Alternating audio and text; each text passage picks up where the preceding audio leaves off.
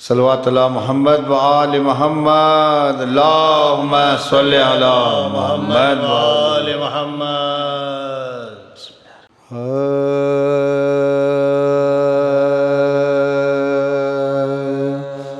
سو جا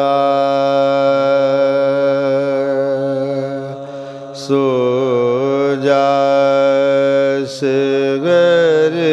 جانی سو جا گھر میں نہیں ہے پانی سو جا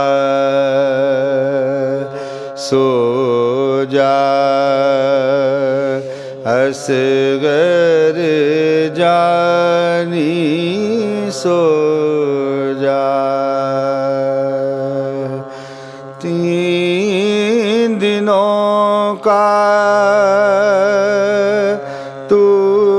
ہے بھوکا 3 دنوں کا تو ہے پیاسا کملا گیا ہے مکھڑا تیرا سوکھ گیا ہے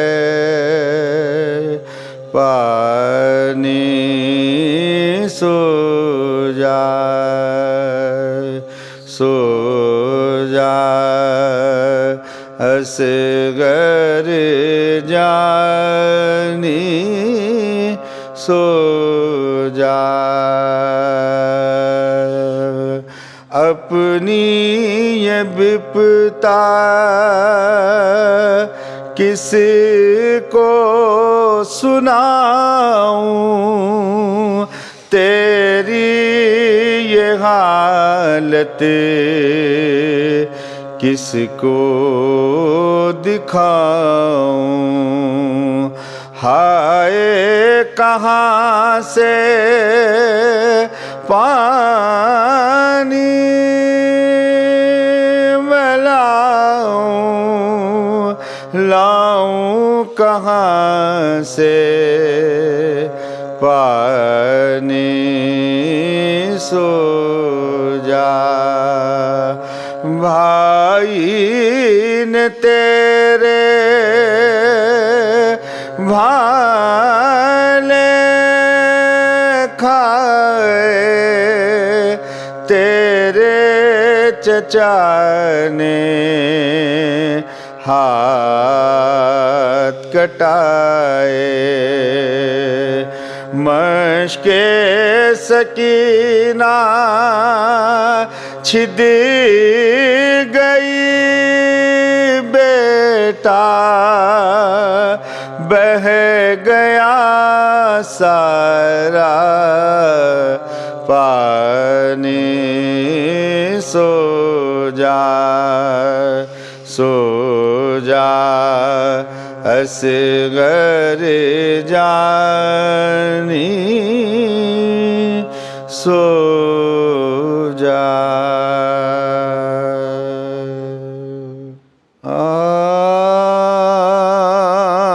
بانو پچھلے پہر اصغر کے لیے روتی ہے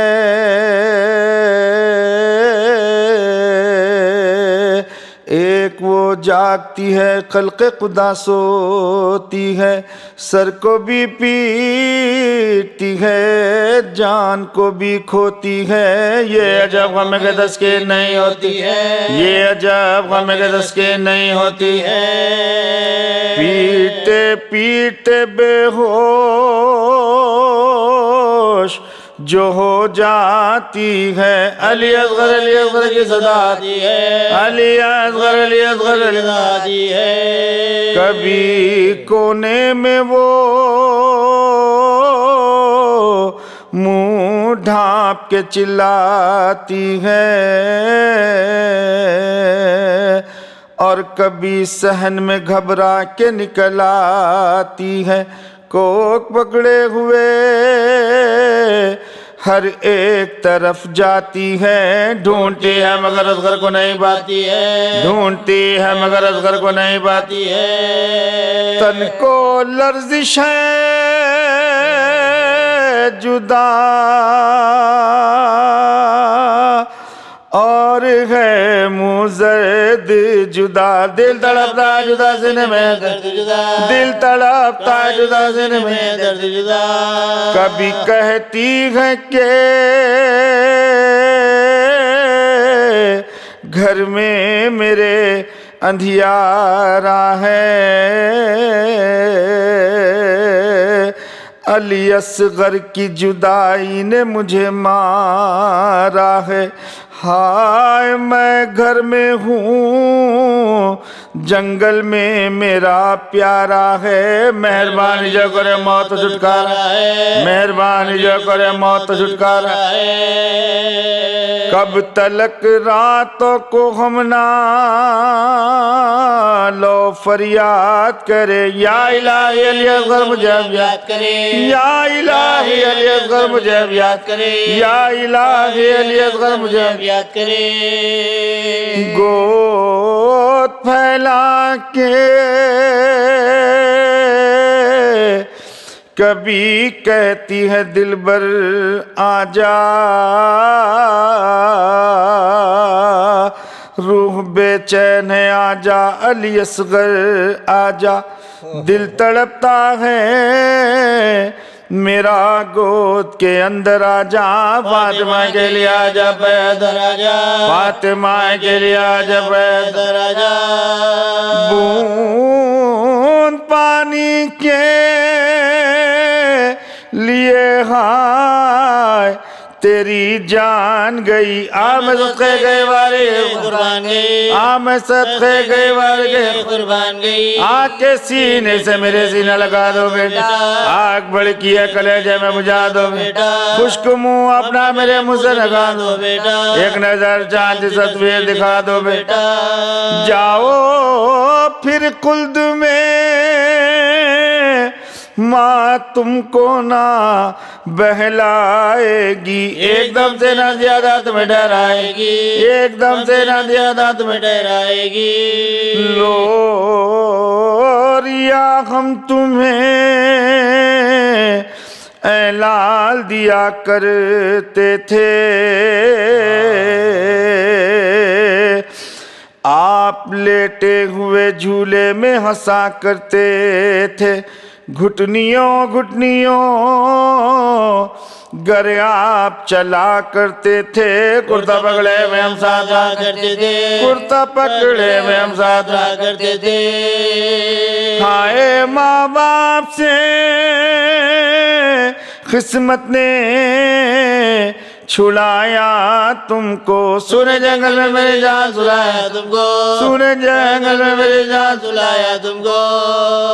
खल्क सब सोती है रातों को घरों में अपने, हम अगर लेते हैं करवट तो कसम लो हमसे, नींद आती मेरे पहलू में अगर तुम होते, तुम तो ऐ लख्त जिगर गोद में मरकत के गए, तुम तो ऐ लख्त जिगर गोद में मरकत के गए। याद इस पालने वाली की भुलाई तुमने, पायती बाप के लाल बसाई तुमने, पायती बाप के लाल बसाई तुमने। हाय असगर ना तेरा दैन हुआ माँ से अदा,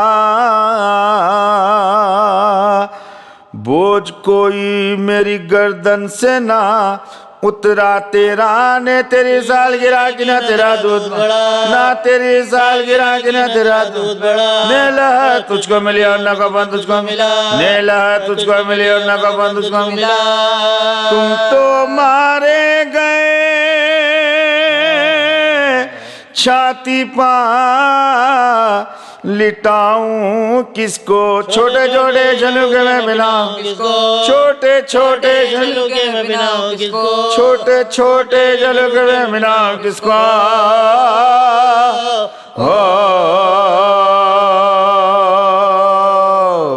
اعوذ باللہ من الشیطان الرجیم،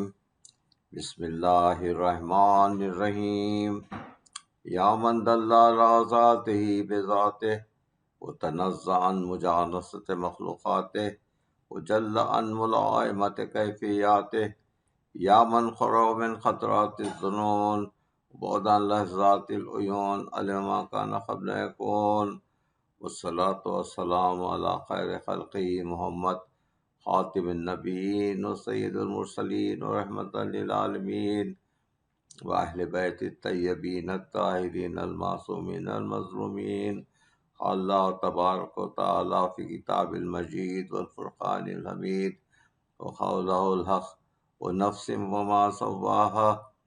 فالہمها فجورها وتقواها قد افلح من زکاها وقد خاب من دساها۔ میں نے آج کی مجلس کے لیے جس کا عنوان شعور نفس ہے،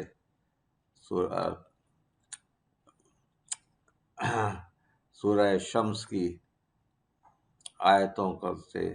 میں نے مدد لی ہے۔ اس میں اللہ فرماتا ہے کہ اللہ نے ایک نفس کی قسم کھائی ہے، وہ نفس وما سواہا، اس نفس کی قسم جس کو ہم نے سنوارا ہے، اور اس طریقے سے سنوارا ہے کہ اس کو فجور اور نیکی دونوں کی تعلیم دے دی گئی ہے۔ وہ جس نے اپنے نفس کو سنوارا وہ کامیاب ہو گیا، اور جس نے اس نفس کو ڈبو دیا برائیوں میں، وہ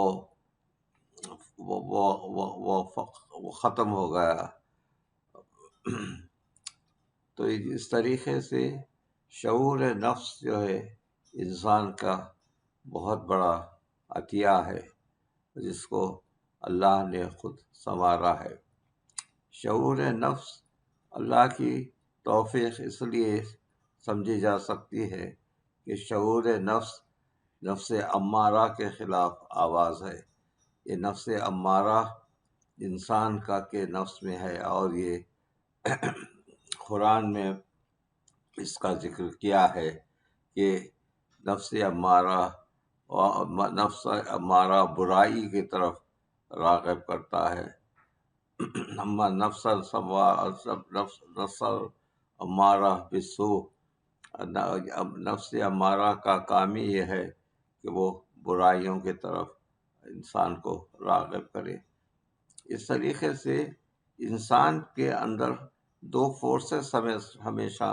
کام کرتے رہتے ہیں۔ ایک تو وہ فورس ہے جو اس کو برائی کی طرف راغب کرتا ہے، دوسری طرف وہ فورس ہے جو اس کو اچھائی کی طرف راغب کرتا ہے۔ اب اچھائی یا برائی کی طرف راغب کرنا انسان کا شعور نفس کہلاتا ہے، اور اس میں عقل کا بہت بڑا حصہ ہے، کیونکہ انسان کو عقل دے دی گئی ہے، اور عقل کی مدد سے وہ سوچ سکتا ہے کہ جو کام کر رہا ہے وہ ٹھیک ہے یا نہیں ہے۔ عقل کا انسان کی زندگی میں بہت بڑا حصہ ہے، اور ایک گائیڈنس کے طور پر عقل کام کرتی ہے، اور جب بھی انسان کا کوئی ارادہ ہوتا ہے وہ نفس اس کو عقل کے سامنے پیش کرتا ہے، اور عقل کا جو بھی تصفیہ ہو وہ نفس قبول کر لیتا ہے۔ اگر نفس کا عقل کا جو فیصلہ ہے عقل کے فیصلے سے خلاف کرے تو انسان گناہی میں اور تباہی میں مبتلا ہو سکتا ہے۔ طریقے سے دشمنان اسلام اور خصوصاً واقعہ کربلا میں جن لوگوں کا ہاتھ ہے، یہ وہ سب ہیں جو عقل کی جو ان کے پاس صلاحیت تھی، عقل کی صلاحیت کو سے محروم ہو کر وہ صرف دشمنی کی آگ میں جلتے رہے اور انہوں نے اپنے آپ کو تباہ کر دیا۔ اس لیے اس عقل کو آگے بڑھنے کے لیے ایک اور چیز کی ضرورت ہوتی ہے جس کو قلب کہتے ہیں، یہ قلب جس کو فؤاد بھی کہا جاتا ہے، انسان کا وہ فطرت کا حصہ ہے جو انسان کو دیا گیا ہے، اور اس فؤاد کی وجہ سے وہ تصفیہ کر سکتا ہے، اور اس فوات کی وجہ سے وہ سب انسان اپنی ابتدائی فطرت کی طرف مائل ہوتا ہے، اور عقل کی روشنی میں اور علم کی روشنی میں وہ آگے بڑھ کر اپنے عقل کو صحیح طور پر استعمال کر سکتا ہے۔ اس موقع پر ایک اور چیز کا میں انٹروڈیوس کرنا چاہتا ہوں، اس کا نام ہے عشق۔ اور عشق کا جو لفظ ہے وہ قرآنی لفظ نہیں ہے، بلکہ یہ عشق کا لفظ علامہ اقبال نے اپنے کلام میں سب سے پہلے استعمال کیا تھا، اور عشق کا مطلب یہ ہے کہ انسان کا فیصلہ اور انسان کا شعور نفس کی آواز، اور یہ آواز جو اس کو اچھائی کی طرف لے جائے، یہ عشق کا ہے۔ عشق اور عقل میں کا جو تضاد ہے اس کو بہت اچھی طریقے سے سمجھایا گیا ہے کہ عقل جو کام کرتی ہے، عقل دیکھتی ہے کہ وہ انسان کے آگے فیوچر میں اس کے کیا فائدے ہیں، کیا نقصان ہیں، لیکن عشق ایک ایسی آواز ہے، یا میں کہوں گا کہ ایک ایسا فورس ہے جو عقل پر غالب آتا ہے، اور عشق کی وجہ سے بہت سے کام ہو جاتے ہیں۔ جیسے حضرت ابراہیم کی مثال لیجئے کہ نمرود کی آگ میں جب حضرت ابراہیم کو ڈالا گیا تھا، ایک آلے کی مدد سے آگ میں پھینکا گیا تھا، تو حضرت جبرائیل وہاں پر پہنچے اور نے کہا یا کلیم اللہ، میں آپ کی مدد کر سکتا ہوں کیا؟ تو ابراہیم نے کہا کہ دیکھو، تمہاری مدد کی مجھے ضرورت نہیں ہے، مجھے اس کام کے لیے جس نے معمور کیا ہے اس کی مدد کی ضرورت ہے۔ تو اب آگ میں کودنا، عقل کہہ رہی تھی کہ تم جل جاؤ گے، لیکن عشق کہہ رہا تھا کہ نہیں، تم کو آگ میں کودنا ہے۔ تو اقبال کہتے ہیں کہ بے خطر کود پڑا آتش نمرود میں عشق، عقل ہے محو تماشائے لب بام ہنوز۔ مطلب یہ ہے کہ بے خطر کود پڑا، کہ کوئی خطرہ ہی نہیں تھا آتش نمرود میں عشق، اور عقل ہے محو تماشائے لب بام ہنوز۔ عشق کے ایک جس نے سب کر دیا قصہ تمام، ورنہ اس کائنات کو بے قرار سمجھے تھے ہم۔ تو عشق کی ایک جس نے ہر کام کو آسان کر دیا۔ تو عشق کا جو فلسفہ ہے وہ قرآن میں تو نہیں ہے، لیکن وہ ایک بہت بڑی فورس ہے، اور اسی عشق کو ہم مودت کہتے ہیں۔ اہل بیت سے جو مودت کا حکم دیا ہے قل لا اسألکم علیہ اجرا الا المودۃ فی القربى، میں تم سے اجر رسالت کچھ نہیں چاہتا سوائے اس کے کہ تم میرے اہل بیت سے مودت اختیار کرو۔ تو یہ مودت کا جو لفظ ہے، وہ مودت کا تعلق عشق سے ہے۔ عشق کا، محبت اور عشق دونوں ایک ہی صفت کے نام ہیں۔ تو عشق کا اتنا بڑا مقام کہ رسول اکرم کہتے ہیں کہ میں تم سے اپنے رسالت کی کوئی مزدوری نہیں چاہتا سوائے اس کے کہ تم میرے اہل بیت سے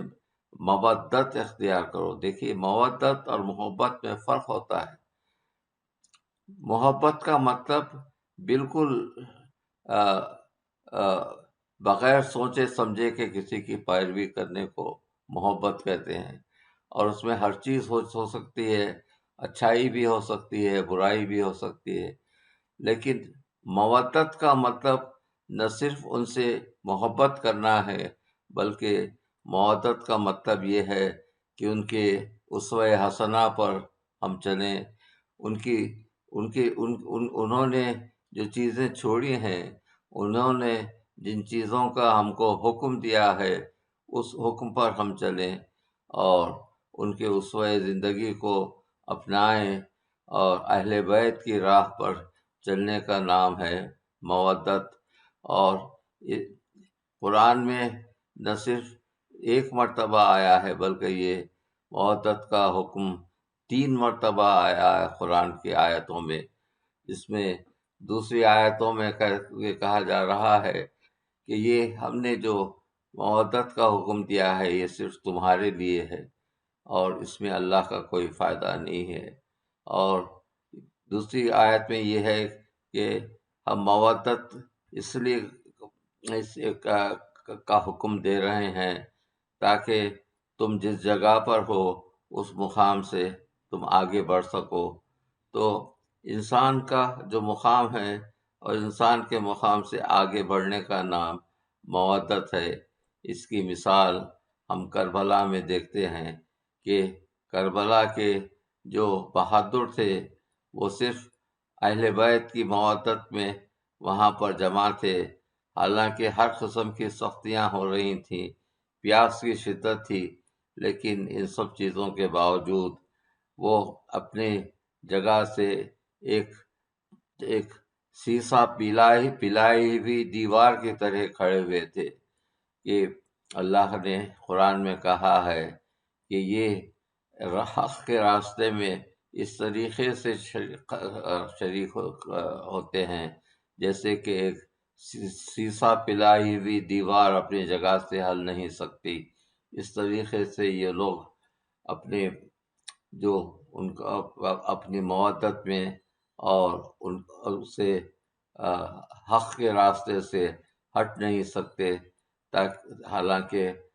ان پر کئی مصیبتوں کا پہاڑ کیوں نہ ٹوٹتا ہو۔ تو کربلا کے مجاہد شروع ہی سے اس قسم کی مودت کے قائل تھے کہ حسین کا حکم آخر ہے، اور حسین کی راستے میں شہادت کا دینا جو ہے وہ اللہ کے راستے میں شہادت دینے کے برابر ہے، اور وہ حسین کا راستہ اللہ کا راستہ ہے۔ تو اس سلسلے میں میں کہنا چاہتا ہوں کہ امام جب کسی کو مدد کے لیے بلانا چاہتا ہے اور تو وہ مدد کے لیے کسی کو بلائے اور کوئی جواب نہ دے تو وہ اس کا مقام جہنم ہوتا ہے۔ امام کے آواز استغاثہ جس کو کہتے ہیں، اس پر اگر کوئی جواب نہ دے تو اس کا مقام جہنم کا ہوتا ہے۔ اب اس مقام پر میں کہوں گا کہ امام حسین علیہ السلام نے صرف ایک ہی مرتبہ جو ہے آواز استغاثہ بلند کیا تھا، اور اپنے اصحاب کو اور دوسروں کو یہ کہہ دیا تھا کہ اگر تم کو جانا ہے تو میری آواز استغاثہ بلند ہونے سے پہلے تم یہاں سے چلے جاؤ، ورنہ کوئی بھی میری آواز استغاثہ کو سنے اور میری مدد کو نہ آئے تو اس پر جہنم واجب ہو جاتا ہے۔ طریقے سے امام نے آواز استغاثہ بلند کی، اما من ناصر ینصرنا اما من معین یعیننا، کون ہے جو میری مدد کو آئے اور کون ہے جو میرا معین بنے۔ یہ اس وقت کی صدا تھی جبکہ سارا لشکر ختم ہو چکا تھا اور کوئی باقی نہیں تھا سوائے حسین کی ذات کے، اور انہوں نے آخری حملے سے پہلے یہ آواز استغاثہ بلند کی کہ کیا کوئی میری مدد کرنے والا ہے۔ ساری کائنات میں سناٹا چھایا ہوا تھا اس آواز استغاثہ، اور وہاں پر کوئی موجود نہیں تھا جو اس آواز استغاثے پر وہ امام کی مدد کرے۔ ایک بیمار بیٹا تھا لیکن اس قابل نہیں تھا کہ وہ اٹھ بھی سکے۔ طریقے سے یہ آواز استغاثہ امام زین العابدین علیہ السلام نے سنا لیکن کچھ بھی نہیں کر سکے، صبر کر لیا انہوں نے۔ لیکن ایک اور مجاہد وہاں پر موجود تھا جو اتنا اس آواز استغاثے کو سن کر اور اس کی عقل کی صلاحیتیں، حالانکہ 6 مہینے کا بچہ تھا حضرت علی اصغر، لیکن اس قابل تھے کہ اس آواز استغاثے کو سمجھ سکیں اور سمجھ کر اس کا جواب دیں۔ تو مولا نے جب کہا کہ حل من ناصر ینصرنا، علی اصغر علیہ السلام نے اپنے آپ کو جھولے سے نیچے گرا دیا۔ اس کا مطلب تھا کہ بابا آپ کی مدد کرنے کے لیے میں تیار ہوں۔ اہل حرم حضرت علی اصغر کو اٹھا کر اب امام کے سامنے لے آئے تو امام نے کہا کہ ہاں بیٹے، تمہارے ہی مدد کی مجھے ضرورت تھی۔ علی اصغر علیہ السلام کو مولا نے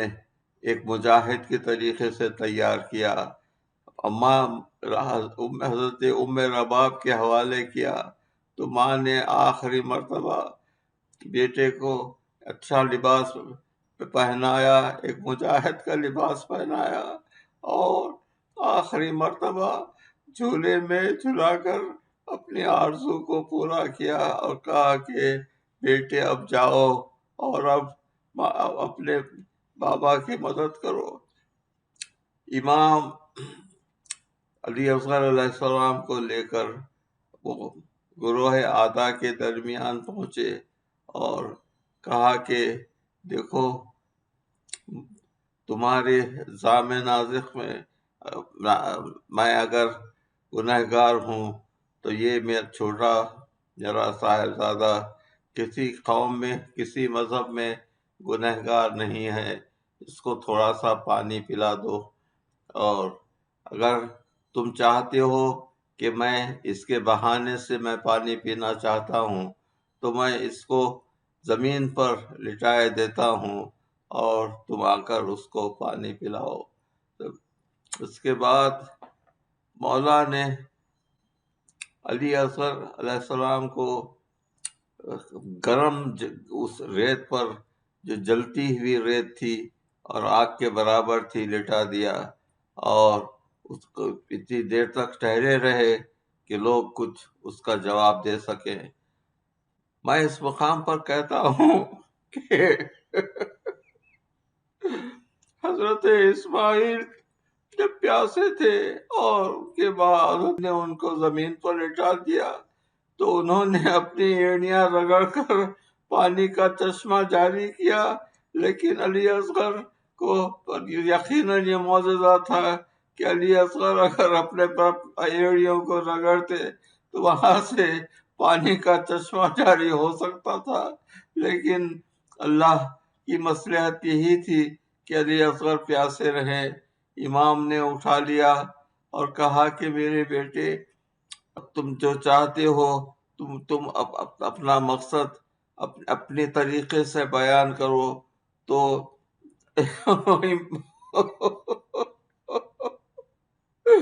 اس ننھے مجاہد نے اپنی سوکھی زبان کو ہونٹوں پر پھرایا۔ یہ دیکھ کر سارے کا سارا لشکر رونے لگا۔ تو علی اصغر علیہ السلام کی یہ مجاہدانہ شان تھی کہ لڑنے کے بغیر صرف اپنی سوکھی زبان سے اشارہ کیا کہ میں پیاسا ہوں اور مجھے پانی دو۔ تو عمر سعد نے حرملہ کو کہا کہ حرملہ تو دیکھتا کیا ہے، حسین کے کلام کو خطا کر دے۔ تو اس نے ایک ایسے تیر کا سہارا لیا، وہ تیر اور علی اصغر علیہ السلام کی گردن، حرملہ نے گردن کو تاک کر تیر چلایا، تیر آ کر گردن پر لگا اور علی اصغر علیہ السلام باپ کے ہاتھ پر بے تڑپنے لگے اور گلے سے خون بہنے لگا۔ مولا نے کہا کہ بیٹا یہ خون ناحق ہے، اور زمین پر پھینکنا چاہتے تھے تو زمین نے کہا کہ مولا اگر اس خون کا ایک خطرہ بھی زمین پر گرے گا تو قیامت تک کوئی یہاں پر کاشت نہیں ہو سکے گی۔ تو آسمان نے کہا کہ مولا اگر آپ آسمان پر پھینکیں تو قیامت تک ایک پانی کا خطرہ نہیں گرے گا۔ تو مولا نے کہا انکار آسمان کو ہے، راضی زمین نہیں، اصغر تمہارے خون کا ٹھکانہ کہیں نہیں۔ وہ خون لے کر مولا نے اپنی داڑھی پر خضاب کر لیا، علی اصغر علیہ السلام کا لاشا دیے ہوئے امام تشریف لائے، لیکن اس مرتبہ مولا در خیمہ سے نہیں گئے بلکہ پشت خیمہ سے گئے اور ام رباب کو آواز دیا کہ ام رباب آؤ اور اپنے بیٹے کو دیکھ لو۔ تو ام رباب آگے بڑھی اور علی اصغر کو سینے سے لگا لیا اور کہا کہ بیٹا کیا تمہارے عمر کے لوگ بھی شہید ہوتے ہیں؟ اور آخری مرتبہ علی اصغر کو جھولے میں جھلا دیا۔ میں اس مقام پر ایک ایسی بات کہنا چاہتا ہوں جو صرف اس کا جذبات سے تعلق ہے، وہ یہ ہے کہ جب علی اصغر علیہ السلام کی نعش کو ام رباب کے حوالے کیا تو کہنے لگے کہ رباب صبر کرنا۔ تو ام رباب نے کہا کہ مولا یہ آپ کا حکم ہے، میں ضرور صبر کروں گی۔ اس لیے کہا کہ امام کا حکم سے یہ صبر ہو سکتا تھا، ورنہ کوئی ماں اپنے بچے کو اس حالت میں دیکھ کر صبر نہیں کر سکتی تھی۔ مولا خیمے کے پیچھے گئے اور ام رباب نے ایک ایسا سین دیکھا جس پر دنیا کی کوئی مانگ نہیں کر سکتی تھی۔ مولا نے ذوالفقار سے خبر کھو دی اور بچے کو ماں کے سامنے دفن کر دیا۔ یہ پہلا موقع تھا کہ ام رباب نے اپنے جگر کے ٹکڑے کو زمین کے حوالے کرنا دیکھا تھا۔ دوسرا وہ دوسری مرتبہ زندان شام کا واقعہ تھا، جب حضرت سکینہ کی شہادت واقع ہوئی تو سید سجاد نے ہتھکڑیوں اور بیڑیوں کے جنگل میں آ کر بہن کی خبر کھو دی اور بہن کو خبر کے حوالے کر دیا۔ تو ام رباب نے اپنے دل کے ٹکڑے کو زمین میں جاتا ہوا دیکھا، لیکن ابھی دفن کو تھوڑی ہی وقت گزرا تھا کہ امام کی شہادت واقع ہو گئی، خیموں میں آگ لگ گئی اور اہل بیت جنگل میں تتر بتر ہو گئے۔ وہاں ام رباب نے دیکھا کہ ایک شخص آ کر ایک اپنے نیزے سے زمین کی نرمی کو دیکھ رہا ہے، اور اس شقی نے زمین میں نیزہ گاڑ کر اس چھوٹی سی ناش کو پھر باہر نکال دیا، اور جس گردن پر جس گردن پر تیر ظلم چلا تھا اسی گردن پر خنجر چلا، اور علی اصغر کا سر نو کے نیزہ پر برآمد ہوا، اور یہ سر اسی طریقے سے کوفہ اور شام تک جاتا رہا۔ تو اس سر کا اتنا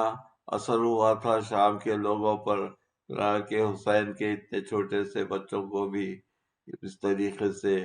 ظلم سے شہید کرتے ہیں۔ سَيَعْلَمُ الَّذِينَ ظَلَمُوا أَيَّ مُنقَلِبٍ يَنقَلِبُونَ۔ صلوات اللہ محمد اللهم صل على محمد وآل محمد۔ حسین حسین حسین حسین حسین لاش صغر کو رکھ کر قبر میں شہہ نے کہا، اے زمین کربلا یہ امانت ہے میری، رکھیو حفاظت سے ذرا، اے زمین کربلا ہے یہ بے کس کا پسر، اے زمین کربلا ہے خون میں سب تر بتر، اے زمین کربلا بہر خالق رحم کر، اے زمین کربلا ہے بے کسی پر کر نظر، اے زمین کربلا اپنے پہلو میں اسے آرام سے لی جو صلح ہوئے گا احسان تیرا، لاش سے انکار مت کر، خون سے گوئی نے کار تھا، اے زمین کربلا یہ میرا نور نظر، اے زمین کربلا ہے چھوڑ کے آیا ہے گھر، اے زمین کربلا اماں اس کو اگر اے زمین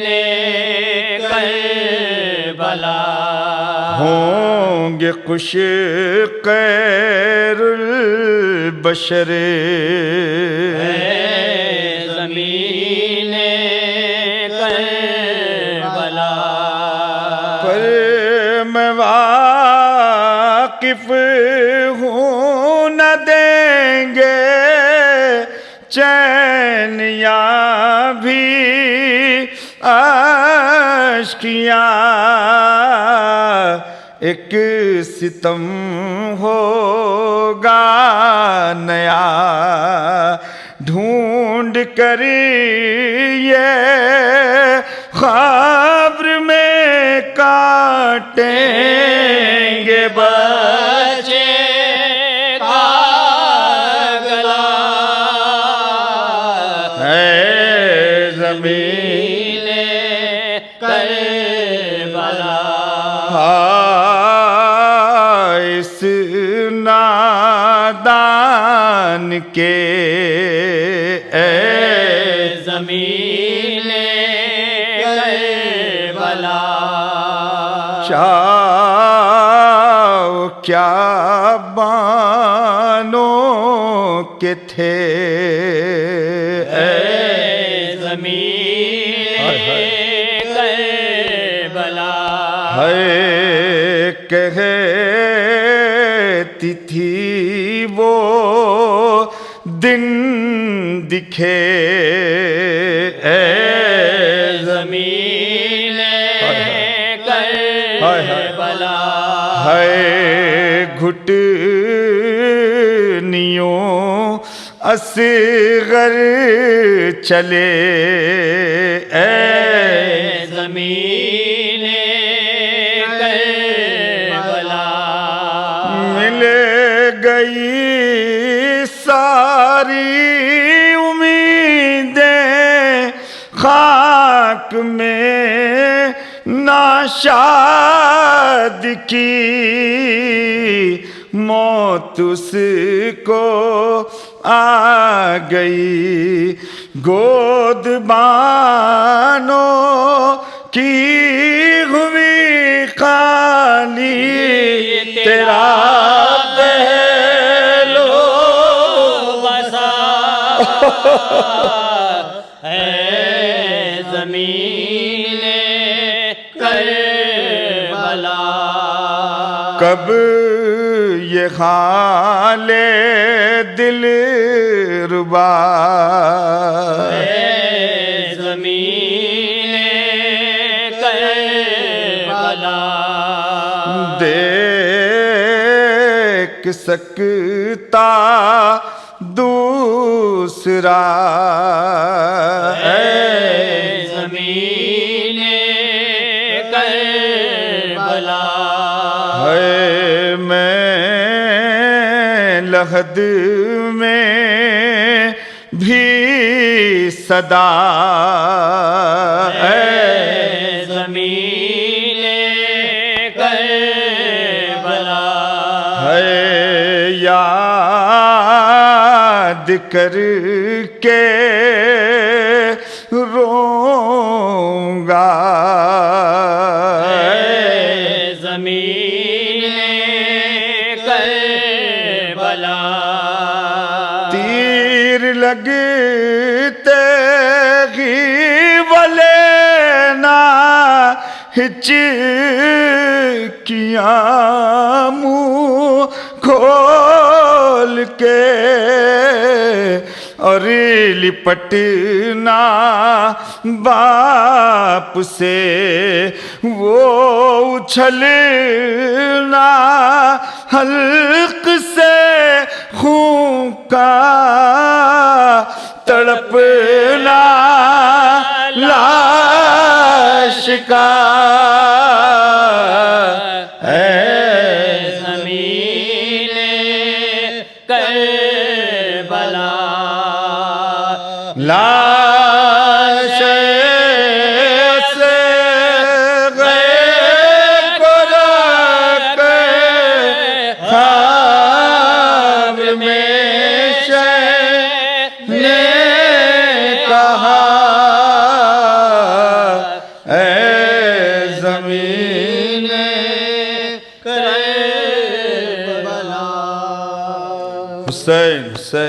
حسین یا علی عباس حسین. السلام علیکم یا ابا عبداللہ، السلام علیکم ابن رسول اللہ، خصوصاً سیدی و مولایا ابو الفضل العباس ابن امیر المؤمنین ورحمۃ اللہ وبرکاتہ. السلام علیکم یا غریب الغرباء، السلام علیکم یا معین الضعفاء والفقراء، السلطان یا ابو الحسن علی بن موسیٰ ایھا الرضا ورحمۃ اللہ وبرکاتہ. صلی اللہ علیہ یا صاحب العصر والزمان، شریک القرآن من فطرت الزمان، امام الانس والجان، الامان الامان الامان، عجل اللہ تعالی فرجک وسہل اللہ تعالی مخرجک وظہورک وجعلنا من اعوانک وانصارک ورحمۃ اللہ وبرکاتہ. اللہم صلی اللہ علیہ وسلم.